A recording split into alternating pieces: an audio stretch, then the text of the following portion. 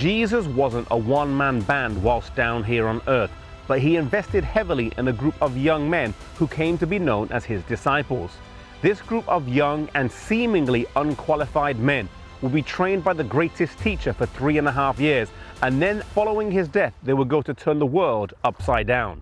The first disciples that Jesus will call will be right here by the side of Lake Galilee.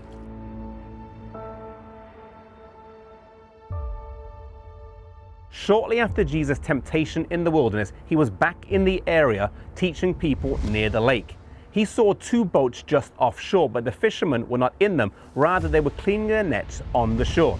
Seeing one of the boats belonged to Simon Peter, Jesus asked him if he could get into the boat and preach from the boat. As Jesus finished his preaching discourse, he told Simon Peter to push the boat out to sea and cast his nets into the water. Peter was a fisherman by trade. He had learned it growing up, and he knew when was the best time to fish. He said they had fished all night, and he knew that nighttime was the best time to fish. The waters of the Sea of Galilee are very clear, so nighttime was best so the fish couldn't see the nets. Nevertheless, he said to Jesus, "At your word, I will cast out the net."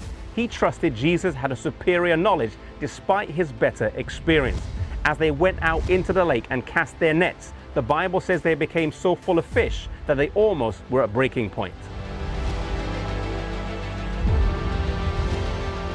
Calling their companions for help, they reached the shore, and Jesus called Simon Peter and his brother Andrew, saying, "Follow me, and I will make you fishers of men."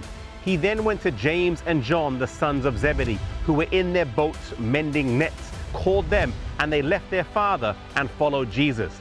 Each of these men had occupations, responsibilities, and no doubt people who were dependent on them, but they left all to follow Jesus. The next disciple to be called was Levi Matthew, and he was a tax collector, the most hated profession amongst the Jews, for he worked for the Romans. Tax collectors were a constant reminder to the Jews that they were not independent, and they were often extortioners taking more money for their own profit. Jesus, though, saw one such man and called him to follow him, and he did.